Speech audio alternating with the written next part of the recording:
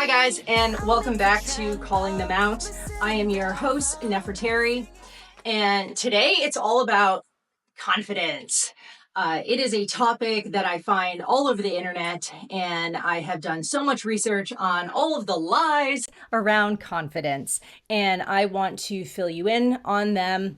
Another beefy episode because there's just a ton of lies around confidence. And what I want to do is first, I'm going to go through a lot of the different things that you've been hearing. And as I said, I've gone through a lot of people's videos and I've watched a lot of different things, and I find them very concerning because the people who are making these videos or these blogs are really on the whole spectrum of humanity. So you have some people who are very successful, maybe like Tony Robbins, who gives a video on confidence. And then you'll get a person who I highly doubt they're confident and they're making a video about confidence. That to me is very worrisome because I know people want relatability, but when you're trying all of these options, hopefully, I would like to believe that some of you actually want truth. You actually want something that works. And so I know that if I met some of these people, I would be like, no, you're not I guarantee if they met me like that, their confidence would just go, it would blow right out the window. So I think that a lot of these people are also hypocritical, and they're selling you things that really aren't working. And so I want to reveal those to you. So I have a lot of things that I have to go through and then refute all of them. And then to prove this also, I guarantee, especially if you're watching this as a video and not just listening, you might think that my confidence comes from certain things. And I'm going to believe that, I'm going to say, I think 100% that you're wrong, where you think my confidence comes from. And so I will refute that later by telling you a story of myself. I believe that confidence is something that can be fixed, as in like you can have, I want to say permanent confidence, not like you're going to be confident every single second of the day. We are humans. Everybody has moments of weakness. You see it even in superheroes and warriors. Even when they're at their strongest, they will have a moment of weakness. What I mean, though, is that your general day to day, you can be a confident person, is what I fervently believe. And you don't need to have all of these weird rituals and things to do. Speaking of rituals, that's the other part that I'm going to address because it goes perfectly with this. A concept, a neuro-linguistic programming concept called anchoring. Goes perfect with confidence, and so I'll do them both. It's a concept that's flying around because of people not wanting to live in such uncertain times. And so you want to have something that, anchors you, that grounds you. And so because we have so much to go over, we are just going to dive in right now. One of the lies I know you hear is that these people are telling you that you can get your confidence from yourself and you don't have to do certain things. And like, it's really, you can be you and be confident in yourself by saying certain things. And it's not about like what you have or what you wear and all of that. And the problem with that is that I guarantee you don't believe it. And I don't believe it either, because what it is it's a lie. Society is selling you two different things. You see what society is selling. You see that certain things are very successful in society and certain kinds of people are confident. But then in the self-help world, you'll get a totally different beast. It'll be like, no, you don't need this or that. It's what you can find inside of yourself. So these are completely contradictory ideologies. So this is problematic. And so I need to go through those because I know that there are certain things that you believe will make a person confident, and they do. People put their confidence in them all the time, but they are temporary. So let's just start. I call them false sources of confidence. Uh, let's just dig in, right? So, one of them, you know this, I know this, wealth. So many people put their confidence in money, and so many people refute this and say, no, it's not about money. And you will still see it. You will see it in comment sections. You will see it. You will hear people say it to you. No, if I just made this amount of money, I would be fly. Or a person says, I did make this amount of money, and that is where I put my confidence. And every time I look at my bank account and I see a certain amount of money, I know I've made it. And so you go, see, that's the answer. I just need to make money. No, wealth is not the answer. Why is wealth not the answer? Because I have found the longer I have lived and the more I've tried to acquire money or hold on to it, and it's not just with me, I've noticed this with everybody and in the whole world. Money just seems to fly away. It just really does. And you'll get cheated. You will end up purchasing things that don't work and then you can't give them back, and it doesn't even matter how much it cost. I have now known friends and people who have been flat out robbed, and I mean people whose homes have burned down. And so you are putting your confidence in money, and you don't even know if you'll keep it. One of the biggest problems with putting your faith in money is most people don't have paper money and they don't have gold. So it's a number on a computer, or usually, especially if you're really rich, it's in the stock market. And in 2008, the Great Recession, the majority of people who were committing suicide during the Great Recession were people who were rich and lost all of their money. There were a lot of jumpers in New York City off the George Washington Bridge because of this. So that's a person who puts their faith in money, and money can go like that. So that's one. Two, this is, well, both men and women suffer from this in different ways, but physical appearance. And especially in the social media world, it's gotten definitely more pervasive because you see it like right there in your face. All physical appearance, though, I mean. So any trait. So it could be beauty. It could be that you have a really nice body. It could be that you're super tall. Anything that is a physical trait that is really desirable. It also could be natural, or it could be something that you bought. It doesn't really matter. But with those things, some of them are constant. Like you're tall. You know, if you're 6'5", you're 6'5". But beauty, most people love to go with, oh, beauty fades. Yes, it does, but many people hold on to it for a long period of time. That's not my fallback when I talk to somebody about beauty. What I know about people who are attractive is that there's a lot of insecurities. You become hyper aware of the fact that what people notice you the most for is your physical appearance. And so then when people don't talk about your appearance, you wonder if you're invisible, and it's actually the opposite of confidence. A lot of those people are very, very, very insecure because you're like, oh, I wonder if people really like me, or do people actually think I'm attractive here and whatnot. It's a really funky kind of mindset what happens with physical appearance. And then obviously just basic aging. The body that you had when you were younger, you're definitely not going to have it at a certain age. So can you really put your faith in beauty or physical appearance? It's seasonal. It's temporary. Everything that I'm mentioning is going to be temporary. Next up, job or status. So when I say that, it's not necessarily wealth. It could be, some people could be like a founder of a company. And you're like, I did that. I made that company and it's mine. And people do put their confidence in this, not just their confidence, but like they get really proud about this. And some people, you might say, like they created a really good company, so maybe they have every right to be confident in it. But it is also temporary. It's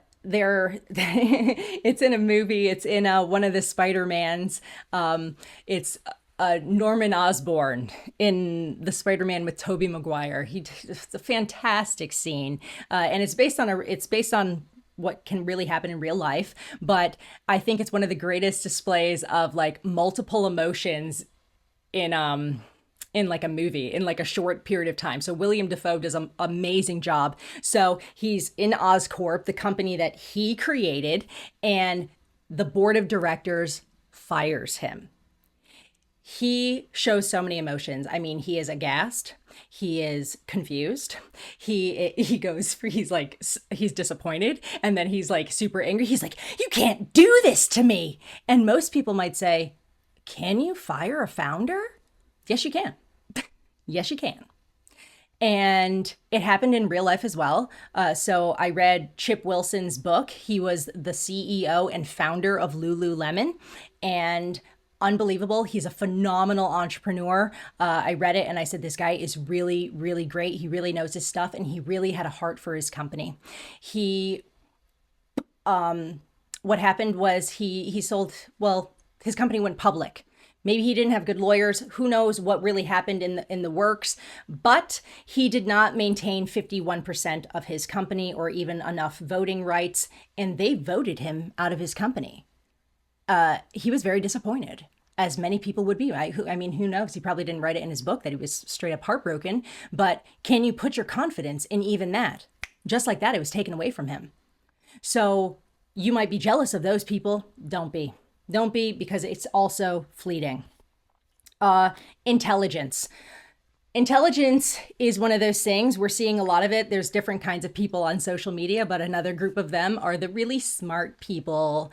And a lot of people would say, yeah, I would feel really confident if I walked in and I was like the smartest person in the room. So you could be, I'm not going to say you're going to be smart one day and then stupid the next day, but there are some people, you probably don't even remember them, that they had like really great achievements. And what happens is time goes on and somebody else discovers something. Somebody else steals the spotlight. And so you're only really a big deal for a short period of time. Also, I mean, intellect, maybe it's weird, but intellect isn't always fashionable. Sometimes you don't want to be the smartest person in the room. So it's great to be smart, but to put your confidence in it. What happens if something happens to your mind? What if you have a stroke? That's outside of your control. Okay? Another thing that people put their confidence in are their basic skills or talents. So this is where you can get your athletes. If somebody is, the greatest of all time, a GOAT. If somebody, you don't necessarily have to be famous. What if you were just an amazing pianist, or you could be, maybe you speak like 20 different languages and you're like, I'm a super amazing linguist. So whether people know your name or not, you are putting your confidence in the fact that you're like, I have an amazing skill that I can do. Well, sometimes those things fall out of relevance. So sometimes there are people who can do amazing things, but nobody cares. Uh, Chess was a big thing during the Cold War. So Bobby Fischer was a big thing then. Great, talented guy. But how many people really care about chess today? Chess is great, but it's not like it was during the Cold War. So even your skills, and you're not going to keep them up forever, which leads us right into the next thing. So achievements and fame. So sometimes it'll be like past achievements. You're not even living in your glory today. It's a former glory. You got the Nobel Peace Prize. You have a trophy room, and you're like, look at all the stuff that I did. But people don't remember your name, because over time, if you're not there and people aren't talking about you, then you fade. Which is why you see this with fame. Most famous people, I don't know how many years people usually get, but we don't have stars for like long periods of time. And we have many, many one-hit wonders in the world. They're there one day, gone the next. And this is why we know this in our hearts. And this is why you see a lot of celebrities who are, especially ones who are older, who they were great and they're trying to stay relevant. They're trying to stay in the spotlight because they don't want to lose that. But they know that it's temporary as well. You eventually become irrelevant. So, do you want to be confident for a summer or a season, or do you want to be confident for your life? That's what I am here trying to propose to you. These are all things that they're temporary, and they're things that people find very, very admirable in the world. So, what happens though is when you have a lot of those things, you become known in the world. But what about all the people who are not? And so enters in the self-help world and all of this information to give you about yourself and how you can feel good about who you are going into a job interview. You don't have to be famous. You don't have to be super pretty. You don't have to be the best, right? You can just be yourself and you can do certain things and it will boost your confidence. You know, confidence, you don't have to be confident to do something. Just take action and then the confidence will follow. This is what we're telling people today. And I'm going to address two things that I hear all the time, and they disgust me so much, and I've seen them in so many different videos, and I want you to get them out of your mind. I literally want you to throw them out, and I want you to say, this is not good advice. This is bad advice. Do you hear me? And here they are. You know them in your heart. Fake it till you make it, and the alter ego. Throw them out. Bad advice. People who are saying them even know. They're just like, it makes you feel like you're a liar, but it really works. No, it doesn't. It makes you feel like a liar. And then when you are approached by a person who actually knows their stuff or is more confident than you will feel like a fraud. I have been there, done that. Okay. I was younger and people said it, fake it till you make it. And I tried it with my first job and, you know, it just didn't go so well. The idea is that you will fake it till you make it and then eventually you'll just get better at it. Maybe depending on what you're doing, but many times you just feel like a fraud. You suffer from imposter syndrome. And a lot of people, it takes a lot of willpower. And I've been reading a lot of people's comments like on Reddit, and they'll say, I just feel very tired. When I get home, I'm like, man, I've been faking it all day. And now I'm just exhausted. I can't keep it up anymore. And so this idea also of the alter ego, it bothers me because what you're saying is that you can't be confident in yourself. You must fabricate another being to like bring out some sort of confidence in you. So you get to walk down the road as another person. What people don't seem to understand what they're telling you is that then you're not confident in your own skin. They're telling you to be confident in another skin. So do this, and then eventually you'll become that person. So what they're telling you as well is that something's wrong. Something is wrong with who you are right now. I need you to understand the things that they're alluding to without alluding to them. They're not saying this to you, but that's what they're saying. They're saying that something's wrong with you right now. You can't be confident with the person that you are today. You must become something different. I don't personally ascribe to that. So with all of these things that I just went over, they cause exhaustion, the last two that I just spoke about.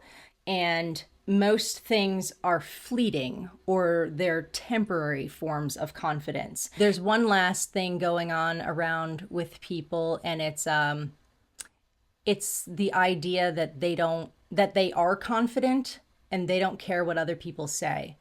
I guess a little bit, I can agree to this a little bit, but at the same time, I don't think it's good because a lot of those people I have found, what happens is they get kind of hostile. They're more like bullies. So they almost like bully themselves into this idea that they're like, I don't need you. I'm confident. I do what I want. And you have to care about people to a degree. I'm not saying you necessarily need to care about their opinions, but you do need to care to a certain degree. So I don't like that either. And usually those people, when they meet a person who really is confident, they will act very nasty to that person. If they're a woman, they're like the eye rollers. They're the guys who like stare other men down, and hostility ensues from that kind of mindset. There's one, I forgot one, so let me just slip it in here. Sorry. One other form of confidence. It's a very temporary, fragile form of confidence, but it is very, very common that we do. And it is getting drunk. There's actually a word for it. It's called pot valency. It's liquid courage from drinking. You see, a lot of us don't feel like we're courageous people. So if you get drunk, then you can have a conversation with a person and you can be your alter ego. And you also don't have to think about the cares of the world, and uncertainty is gone for a moment. So liquid courage, I advise against it in many different situations. Confidence has it is something that we all want, but I think we're also living in a not just a society. I want us, because we're not just living in America. I know many of the people who are watching this might be, but we're living in a global society nowadays. Okay, when you get online, you will get people who comment from all over the world. So I want you to expand your mind outside of our nation and realize that when somebody tells you something, ask yourself, can this apply to people in other countries? Does this apply to all situations? And the answer, I guarantee, will be no. And so I mention this specifically because I was watching a TED Talk and a person from the Ukraine commented and was like, I was living my life and a war started about 2 years ago. And it shook up my whole life. And I would love for this video to be relevant for me, but I've lost so much hope and I don't really know what to do. And I don't think any of this applies to me anymore in my situation. So I looked at the comments. And I was very glad at the comments that I saw, or I should say I was glad at the comments that I didn't see. So what I saw was an unwavering support for this person. They were like, I'm so sorry about what you're going through, and we want peace in the Ukraine. And it was just a lot of like, essentially condolences. I'm sorry. Some people sent hugs. I think the most worthy thing that anybody said was praying for you, but even that, who are you praying to? It really depends. What I was very glad that I did not see in that section, though, was sending you good vibes. And I said, thank you. Nobody said something. And I think because in our hearts, we know that that's inappropriate. Good vibes does nothing for anybody. You can't send good vibes to a person whose country is in the middle of a war. But it's amazing because in the United States of America, good vibes to you, good energy. But I did not, I went through, I think like 500 comments and I never saw it. And I was very, very glad.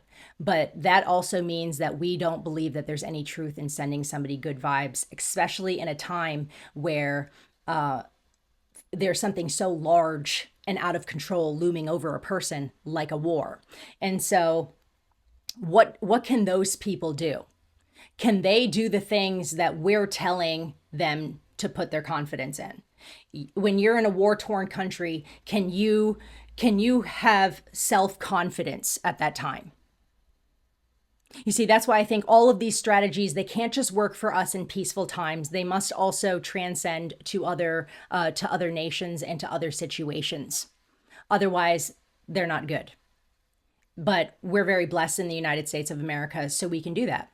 You're not really struggling with anything, so we can give people all of these rituals and mantras and things for them to do. But what are we looking for then? What we're looking for is confidence in a world where we realize there are so many things that are larger than us that are outside of our control. And so we have a need for certainty. And so I'm going to actually now tell you the definition of confidence. Confidence is the feeling or belief that one can rely on someone or something. It's a firm trust. Or it's the state of feeling certain about the truth of something. I mention that here because confidence talks about feeling certain. So a feeling of certainty.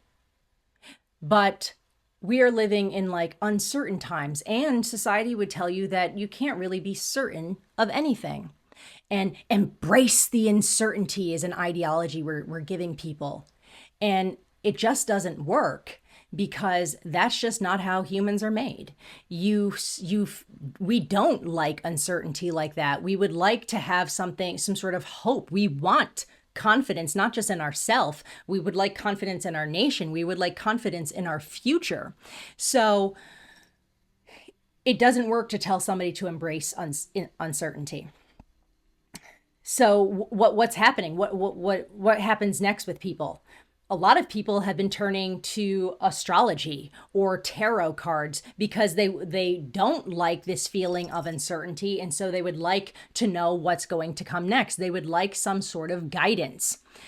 And that means when people who do that, they're already willing to leave the world of science to go into something more spiritual, something otherworldly. But the problem with those things is, have you checked the validity of them? I'm not going to go into that here today, but there's really no validity in either tarot cards or astrology. I could do a whole video on it, so I'm not going to touch on that. I'm just touching on it here. So our issue is we're looking for guidance. We're looking for certainty. We're looking for something to anchor ourselves in. So now let's talk about anchors. As I said, anchoring is this concept that's going around now from NLP, neuro-linguistic programming, and what it is, it's about like an external stimuli that triggers a particular internal state or response. The best way to think about it is like Pavlov's dogs, that study with his conditioning where he rings a bell and his dogs start to salivate thinking that they're going to get food. That's essentially what this is. So they give you like different ways to come up with different rituals for yourself to anchor yourself in some sort of external stimuli. So you'll have like an auditory cue or a visual cue. I read one which was ridiculous, and I'm just going to quickly mention it because it was ridiculous. An anchoring cue for athletes, and it was like, have some sort of physical movement. It was like, it could be like beating your chest like a gorilla, or like slapping your thighs or something, and then like start shouting some sort of mantra. So like it's an auditory cue, but also some sort of words for yourself. And in this article that I looked at the picture, I mean, it was written by like a straight up professional man. And he was just like, you may feel stupid doing this, but you're not. He goes, you're actually showing people that you have confidence. And I was like, wow, the things that people will sell people, I don't know if they really believe them or if they're just doing it for the money, but no, you would feel stupid doing it. So don't do it. And also it's based on like, you coming up with positive past experiences and then trying to almost essentially kind of relive them or like get yourself the feeling again. I don't know how well that works if you don't have time to prep. What if you're just thrown into a situation? All of that seems very preparatory to me. And who needs another ritual in your life when you're probably still working on your morning routine and the positive affirmations you have to tell yourself and your, late night rituals before you go to bed? Do you need another ritual for your confidence? I don't know. I don't think so. But what I do like is that the only thing I like about their anchoring is the fact that they recognize that you must anchor yourself to an external stimuli, which goes against a concept that I've heard, and it's something I've heard more so in the younger sphere. Apparently there was a wonderful quote I've even seen some people get the tattoo. What? Be your own anchor. Apparently, somebody dropped that quote in the show Teen Wolf, and some young people have really taken it. They were like, yes, I must anchor myself in me, that I am the only thing that is constant. And I've also heard it kind of in the new age movement with like you being your own power and this like idea of self. The concept of an anchor, when you think of an anchor, I guarantee everybody thinks of the same thing. An anchor that you throw over a boat so that the boat doesn't go flopping around, right? You pull into the bay and you throw your anchor overboard. Or if you want to just stay stagnant on the water, you throw an anchor overboard. But what has to happen with the anchor? The anchor must catch something underneath that it can remain stable to. Because if the waters are too rough, what will happen is it will pull the anchor on the bottom. If it's just like a sandy beach and the waters are too rough, it'll just pull the anchor on the bottom. The anchor must catch onto something that is firmly not tied, but firmly in the ground, or is heavier than the boat. But the key is you must throw the anchor over the boat. So if you were a person who said, I'm going to anchor to myself, I want you to rethink this very kindly. Because, as I said, anchors come from boats. So let's talk about it. Let's say you're on a boat and you are a sailor and you have a captain. And your captain says, get the anchor out, right? This is where we're going to stay. And you pull the anchor out and, the boat is still moving. And the captain's like, what is happening? What did you throw the anchor overboard? And you go, oh, no, I thought we would anchor to ourselves. So I didn't throw it over. What do you think your captain's going to say to you? Probably drop a whole load of explicitives on you and then tell you to throw the anchor overboard. You cannot anchor to yourself, okay? I'm very sorry. It may have sounded really powerful to say, be your own anchor. Yeah, it does sound powerful, but it's not. The concept, it's not logical. You must anchor to something external, something outside of yourself. I'm sorry, we are not islands to ourselves. You must anchor yourself to something else. Also, if you disagree with me, I'll just throw in one more thing just to prove it. Many people with marriages, a lot of marriages are failing, and you know what people say? They go, well, people change. People change and you can't expect them to stay together. You're going to anchor to yourself when you change, then how much of an anchor are you really? In my opinion, not so much. I would say you need to anchor to something that is unchangeable, immovable, and stronger or bigger than you. And so one would ask, oh no, what do I do? Like, where do I get such a thing from? Is that even possible? Does anybody really even have that kind of confidence? And so that's where I said I would tell you my story, because I'm claiming to not have put my confidence in any of the things that I just mentioned before. And you probably thought, if you're watching this video, that maybe I put my my confidence in my appearance. Maybe I put my confidence in my intellect.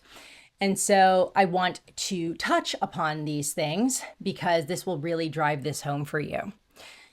Maybe a concept that you didn't think about, because many people seem to forget this. Okay, so if you're watching this video, I have brown skin, if you can see. So I have brown skin today, and I had brown skin when I was a child. It's amazing what happens when your name is not Michael Jackson. Your skin tone remains the same. So when I was in school years ago, brown chicks were not in. We weren't trending yet. Oh my goodness gracious. So I didn't date anybody in high school. No guys liked me. I didn't go to any dance with any guy, no homecoming date, no prom date. It was just me, just measies. And A lot of people don't think about those things. You only see a person when you see them, and so you get jealous of them right then and there, and you don't even stop to ask them about their life. You don't know anything. You don't think about the past. Why? Because humans suffer from amnesia. Like collectively, as a group of people, we all forget the past. And what happened to me recently, I commented on somebody's page, and a older white man wrote back to me and said that I need to be considerate of other people, considering that I am lucky with what I look like. And I was like, lucky? What? What is this guy talking about? And I said, when I was younger, I said, no way would a white man tell a brown female that she was lucky for what she looks like or how she was born. And this is why I don't want you to put your faith in anything temporary, because everything is temporary. Right now in the US, white males seem to think that, the world is against them. They used to have the world on strings for the longest time. They were running the world, right? And now they're like, there's a war against us. Like, it's not even a good thing to be a white man. Isn't that strange? That even your race could go out of fashion? And so when I was younger, brown women weren't in when I was in high school. But my brothers were in. Brown men were trending. Every girl wanted herself a designer brown boyfriend. So is it possible that I could have put my confidence in my appearance when the world didn't value it at that time period? I don't think so. And so I'll mention one other story from high school, because I was confident even then as well. And so I was in a club, and it was the white kids in this club versus Nefertari. It was wild. And as I said, I went to a predominantly white school. I think I could count on two hands the amount of people who were not white in my school. That is all groups of people who were not white. And so on the sidelines, there were a couple of people in this club who were not white either. I don't know necessarily what they were, but I believe they all had brown skin. And so it was me versus like 7 white kids. And they were telling me what I was and how I should be identifying. And I'm watching these brown kids on the sidelines. They're not joining me. They're like breaking their necks left and right, seeing like, look at what they said. And then Neff's like sticking up for herself. Like what? Yeah. Now, the white people that I was talking to, they were very confident in their position. I said to them very confidently, how are you going to tell me who I am? I don't recall any of you being there when I was born. There was no way you were in the hospital. So how do you know something about me that I don't know it? They didn't move at the end of the debate. I didn't move. But there was a difference of where our confidence came from. Their confidence came from something I didn't mention before: numbers. Many people have confidence in numbers, whether they're right or wrong. If the masses agree with them, they go, we're on the right side. That is not where I got my confidence from.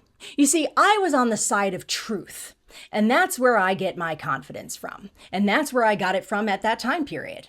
I said, I'm right, and they're wrong, because I'm speaking from truth, and I don't mean my truth. I'm speaking from absolute truth.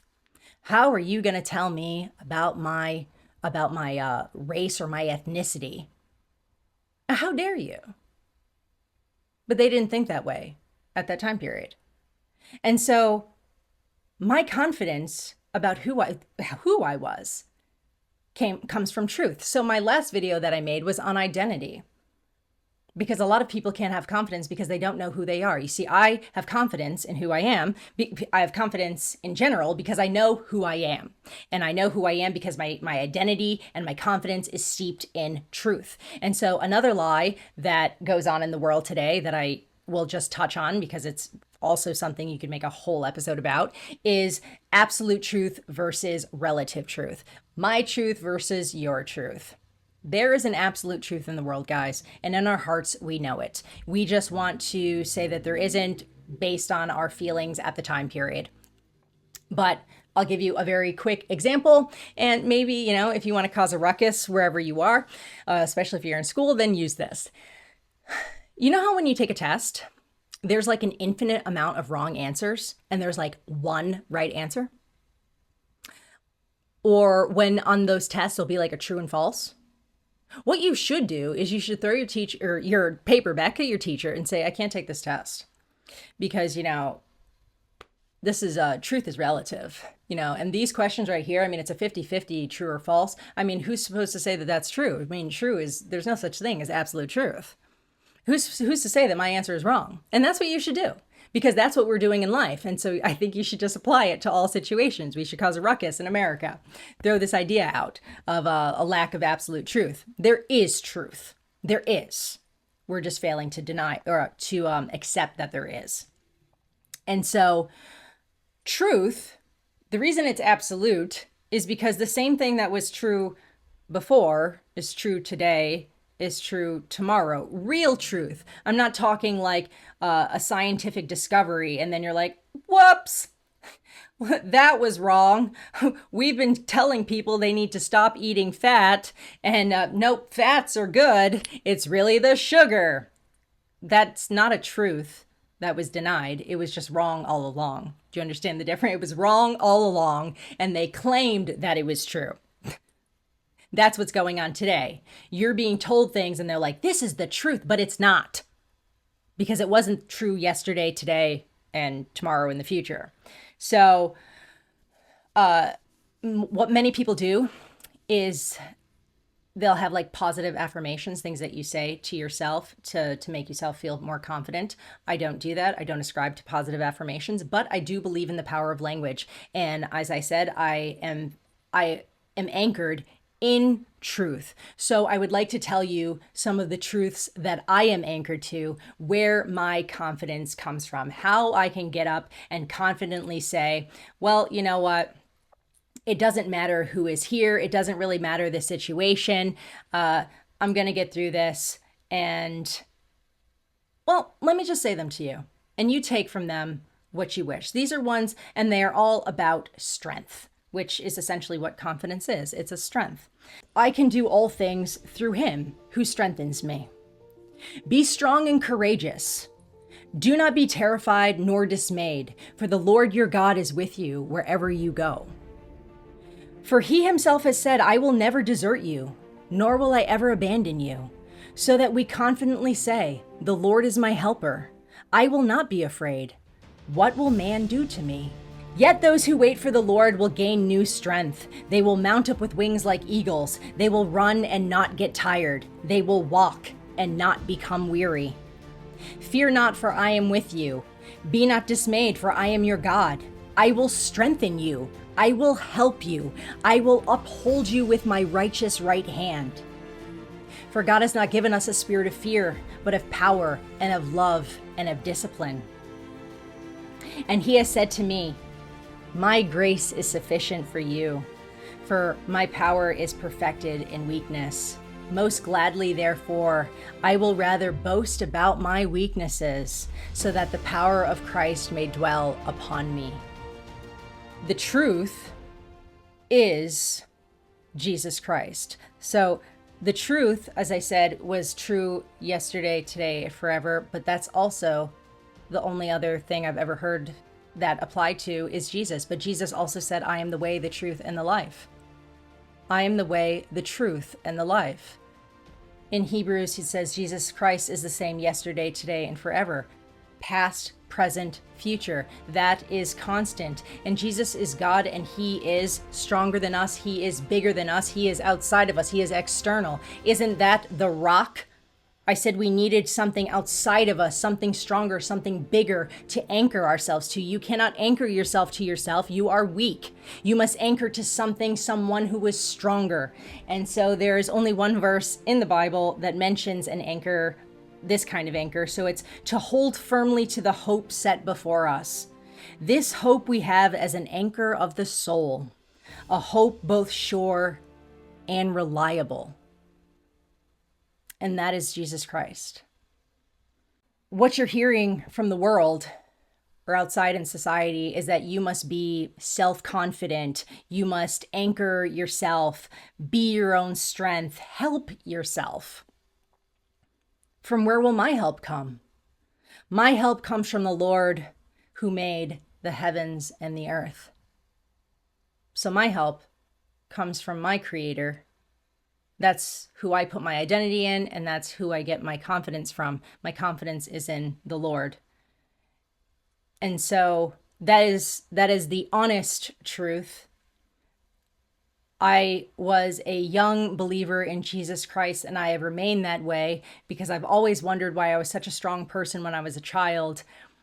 And this is the reason why. I've always known who I was as a person. I always said, well, I was created by God. I am valued. He made me this way. I can't imagine he made any mistakes. This is who I am. So it doesn't matter what somebody else says about me. They didn't create me. And so that's what I would like for you to believe. This is really where you get true confidence. Confidence that is not temporary. Confidence that is lasting. I want you to know that you don't have to do it alone. And your confidence doesn't have to come from within yourself. You don't have to anchor yourself in you or in what society values or what they tell you to value or in anything that is temporary with this world that will just die off anyway. Confidence and your stability should come from the truth, and the truth is Jesus Christ. So, thank you yet again for watching. Yes, I know that I am here and I am challenging worldviews, and you know what? I'm doing it because I'm confident in it. I really fervently believe that it is the truth, and I would like you to believe so also. Not so you can join some sort of cult or anything. I really want you to be free from the mindset and the hamster wheel that the world has you on. So, on that note, guys, let me know what you think. Drop a comment. Ask me a question. And if you have any more questions that maybe just check out my past videos, see if I answered them, or if, if you are interested in checking out where my faith comes from. So thank you so much, guys.